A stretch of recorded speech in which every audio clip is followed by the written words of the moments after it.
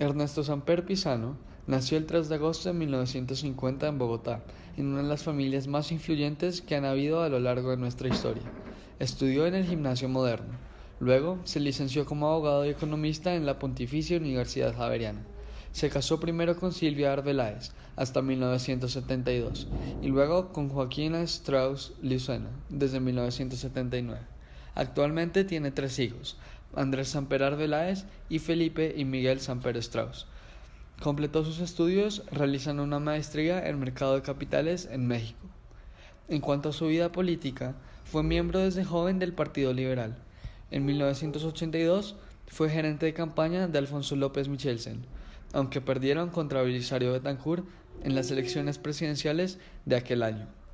Luego fue concejal de Bogotá de 1982 a 1986, miembro del Senado de 1986 a 1990, y este mismo año quedó en tercer lugar en la consulta popular de liberales para elegir a su candidato a la presidencia, por lo que ese mismo año fue nombrado ministro de Desarrollo por el presidente entonces ganador César Gaviria. Y además, este también lo nombró de 1991 a 1993 embajador de Colombia a España. Al volver del exterior, Samper busca nuevamente la candidatura para el Partido Liberal. Así que en la consulta popular derrota a Humberto de la Calle y a Carlos Lemos Simons, quienes terminaron siendo sus vicepresidentes. En las elecciones de ese año, es decir, de mayo de 1994, pasa a segunda ronda contra el conservador Andrés Pastrana, a quien derrota en 27 de los 32 departamentos y además en Bogotá. Samper, desde su campaña, había propuesto impulsar un salto social para dar apoyos a los sectores económicos marginados ante el incremento en los índices de pobreza y desempleo. Lamentablemente, estas medidas fueron ineficaces, ya que en 1998, terminado su periodo de presidencia, debido a la inercia de los acontecimientos y sumando a las crisis en el gobierno, el indicador de pobreza fue uno de los más altos en la historia de nuestro país, con un 43%. Durante su gobierno también Samper se destacó por la creación del Ministerio de Cultura, el lanzamiento del programa Plante para la sustitución de cultivos ilícitos, la aprobación del Convenio de Ginebra en cuanto al respeto de los derechos humanos en medio del conflicto armado interno que se presentaba en ese momento en nuestro país, y la creación del CISBEN, un organismo que seguimos usando actualmente y cuyo objetivo es poder designar el gasto público a los sectores que más lo necesitan. Claro que, así como las acciones que hizo Ernesto Samper, también tuvo muchos problemas. El mayor de ellos, de la presidencia de Samper, fue el comienzo de la misma, ya que una semana después de su elección en Cali, se revelaron unos archivos y cassettes llamados narcocassettes, que afirman que la campaña de Ernesto Samper fue avalada por el narcotráfico. Y se empezó el proceso 8000, nombrado 8000 por el número del archivo en Cali.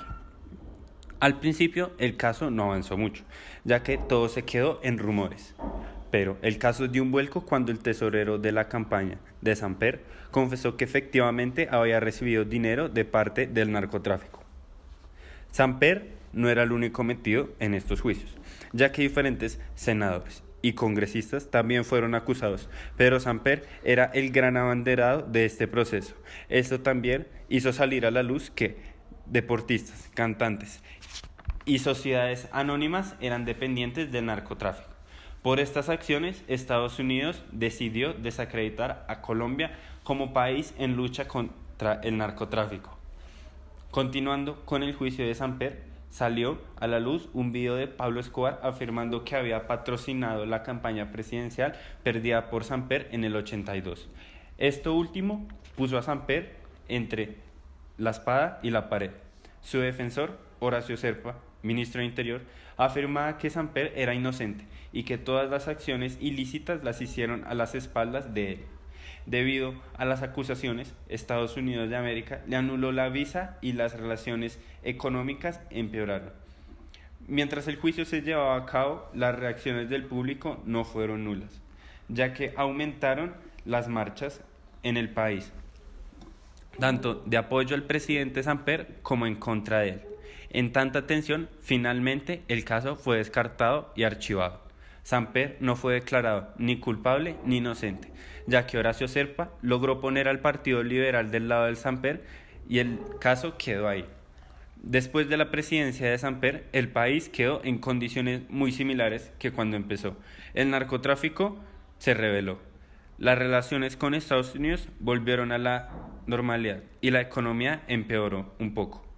Después de ser presidente, Samper ha publicado estudios sobre la globalización y la gobernabilidad. Después, entre 2002 y 2012, fue coordinador del foro de Biarritz y actualmente ejerce como presidente de la corporación Escenarios y la corporación Vivamos Humanos.